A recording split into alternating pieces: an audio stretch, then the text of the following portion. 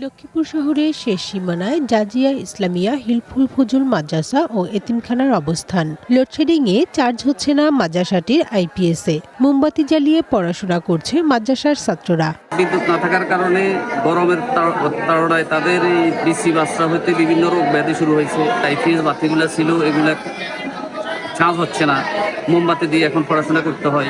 শহর থেকে গ্রাম সবখানেই একই চিত্র। দিনে 7 থেকে 8 ঘন্টা বিদ্যুৎ না থাকায় দুর্ভোগ পোহাতে হচ্ছে সাধারণ মানুষকে। ভবিষ্যৎ হোক নিরাপদ, বিনিয়োগ হোক বিশ্বস্ত, আর আমার পছন্দ সল্ট বে। ওয়েলকাম টু সল্ট বে। সবচেয়ে বেশি ক্ষতিগ্রস্ত হচ্ছে শিক্ষার্থীরা। বিদ্যুৎ বিভ্রাটে পড়াশোনা করতে পারছে না তারা।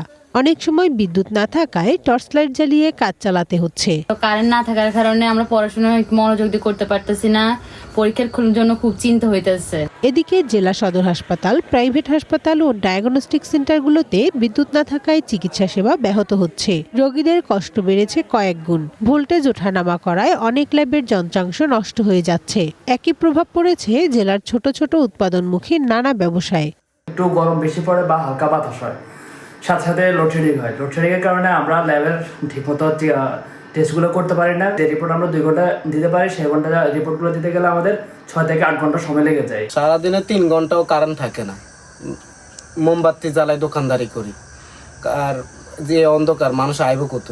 লক্ষ্মীপুর পল্লী বিদ্যুৎ সমিতির জেনারেল ম্যানেজার মোহাম্মদ শফিউল আলম জানান, প্রায় 7 লাখ নিয়মিত গ্রাহকের জন্য 130 থেকে 140 মেগাওয়াট বিদ্যুতের চাহিদা থাকলেও পাওয়া যাচ্ছে মাত্র 100 থেকে 105 মেগাওয়াট। ডিমান্ড অনুযায়ী যখন আমি বরাদ্দ পাই না, তখন আমাকে লোডশেডিং করা লাগে। আমাদের এবছর হাইস্ট ডিমান্ড উঠছে 19 মেগাওয়াট।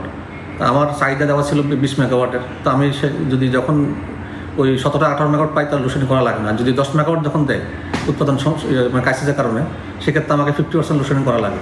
নিরবিচ্ছিন্ন বিদ্যুৎ সরবরাহ নিশ্চিত না হলে শিক্ষা, চিকিৎসা, উৎপাদনমুখী শিল্পে এর প্রভাব আরও গভীর হতে পারে, এমনটাই মনে করছেন সংশ্লিষ্টরা। One national desk.